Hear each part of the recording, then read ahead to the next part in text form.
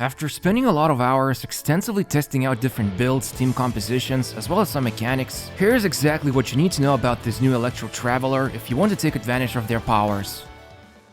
First would be the good things about this newest Traveler form. The capability to produce energy consistently is pretty amazing, especially if you use characters like Xiao, Noelle, or Beidou that either struggle with energy generation or have high burst costs, and this is where our hero steps in and can help you and your teammates out if you aren't able to maintain consistent burst rotations. Next would be the easy to use playstyle, because it's no secret Animo and Geo both had their own clunky mechanics, where you had to stand and charge up the blast or use quick aim cancel to land the meteorites, which, let's be honest, didn't make things easy, especially for mobile players. So this new form feels very liberating to use. Just activate the skill or burst, no need to use any kind of workarounds, except of course for gathering those amulets. But this also comes with a pretty significant drawback. The damage multipliers are disappointing to say the least, and this is coming from someone who has raised the talent levels to 8, and even the burst got further boosted from the constellation, which still didn't manage to impress. Now this might change when we get to unlock the rest of the constellations, especially the last one,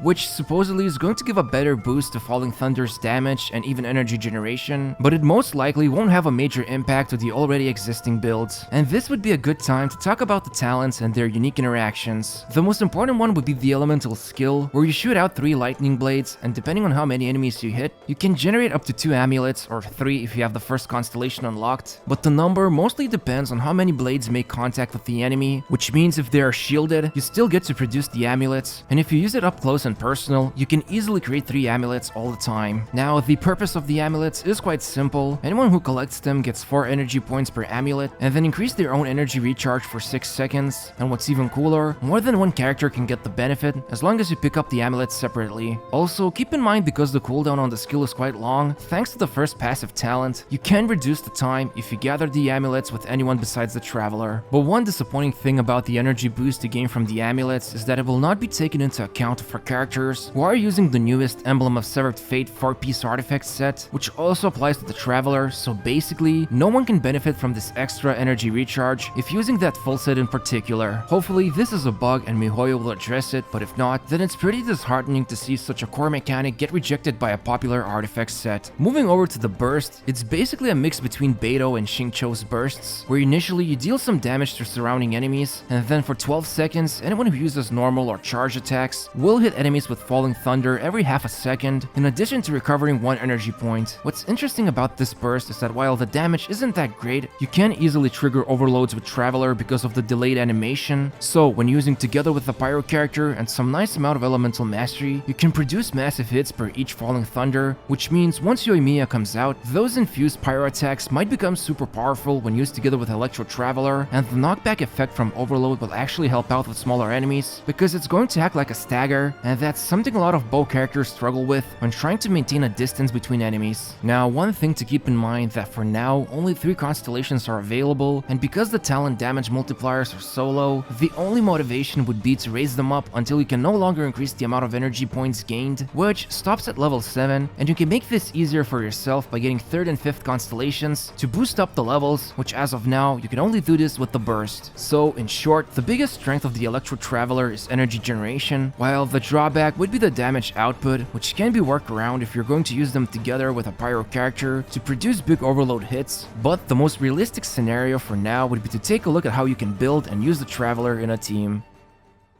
There's a couple of ways you can build the newest Electro Traveler. First would be a build that's focused on stacking up energy recharge, and 2 main reasons would be that while you can supply the team with a good amount of energy, ironically enough, the Traveler actually struggles with their own burst, which has a cost of 80, and because the elemental skill only produces a single particle, not to mention if you keep letting someone else pick up the amulets, activating the burst off cooldown won't be easy. Second reason would be the passive that further boosts energy recharge gain for anyone who collects the amulet, but only once, even if multiple of them are picked up, and the calculation is based off of 10% of Traveler's energy recharge, or in other words, for every 10% you give back 1% to the amulet. So if you have 300% energy recharge, the amulet will give 30% to the default 20% you get, which totals up to 50% additional energy recharge, and that's pretty insane if you think about it. Now, this whole build focuses on one stat in particular, so any weapon with energy recharge in its substat is the way to go. Just keep in mind if you're using Sacrificial Sword, sword. The amulets will disappear if you trigger the skill for the second time, so make sure to collect them, preferably with the Traveler, before using the skill again. But if your Favonius Sword, Festering Desire, Sacrificial Sword, or Skyward Blade are all being used by someone else, you can easily go with a budget weapon of Skyrider's Sword, because we only care about that one stat. And for the artifacts, honestly, you might hear someone recommending the full set of the new Emblem of Severed Fate, but it's not actually that good, not to mention you have to work so hard on obtaining 4 decent pieces just to activate the bonus. The burst hits like a wet noodle, so additional damage won't be beneficial, and Falling Thunder is not influenced by this bonus either, which is the majority of the actual damage you're going to be dealing. Also, let's not forget the amulet bonus doesn't work the 4-piece set. Instead, it's recommended to go for a 2 set of Severed Fate, in addition with either of the 4-star artifacts that give another 20% to energy recharge, or a 2 set of Thundering Fury to boost your overall electro damage output, or even Wanderer's Troop if you're going to be causing overloads. And for the artifacts themselves, you definitely want to get Sands with energy recharge in the main stat, while Goblet and Circlet remain the traditional choices you see in every sub-damage dealer build. So in the most simple terms possible, energy recharge is the name of the game because you can only act as a good sub-damage dealer with a specific condition when relying on elemental reactions, while every other offensive stat out there will have a minimal effect aside from electro damage bonus. So this comes off as a blessing and a curse, since you don't have to focus on maxing out this build for traditional damage dealing capabilities, and instead embrace energy recharge as the stat to go, while some elemental mastery won't hurt in some specific team compositions.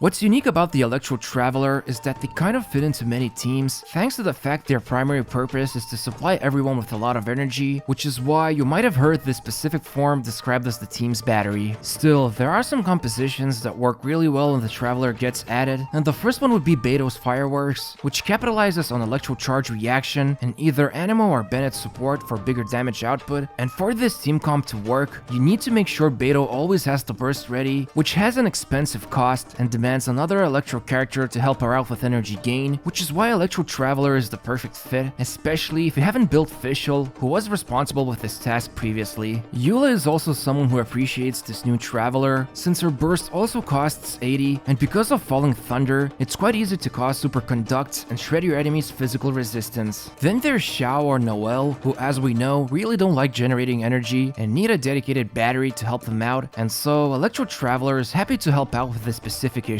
Finally, as mentioned previously, there's also Yanfei or Yoimiya, who can use quick ranged attacks together with Falling Thunder, and Traveler will always be the one triggering the reaction, so not only can you help out with energy generation, but also if built with additional elemental mastery, cause big damage with overloads. But in reality, consider this Electro form as a solution to teammates who have trouble with gaining energy fast enough, because that's really the whole point of this new Traveler. Even though it's only been a couple of days since an Azuma update, a lot of players had the initial impression this new Traveler isn't great because of lackluster damage, and while you cannot argue with that, there are some really strong benefits for using this new character. Overall, the biggest selling point of our new Electro Traveler is the capability to supply teammates with not just additional energy recharge, but actual energy points you can gain from the amulets, and because they can stay on the ground for up to 15 seconds, you don't have to rush and collect, giving you more time to pull off a good damage rotation. It's also important to note just how much more easy it is to use this playstyle compared to Animo and Geo versions, since you don't have to deal with clunky mechanics. Now as for the drawbacks, it's pretty clear the damage output is disappointing because of low damage multipliers, which means this Traveler acts more like a utility teammate than a sub-damage dealer, and it also doesn't help the Traveler struggles with their own energy generation because of high burst cost and low elemental particles the skill produces. Still, for a character that's completely free, you can use minimal amount of resources and focus on fleshing out as much energy recharge as possible, so you can get all the benefits that you're supposed to when using this character in a team that needs proper battery to fuel those bursts. Hope you enjoyed this video, and if you'd like to help out the channel, make sure to subscribe with notifications enabled, and don't forget to gently press the like button. And if you want more content, be sure to follow on Twitter, link in the description. Thanks for watching, and see you very soon.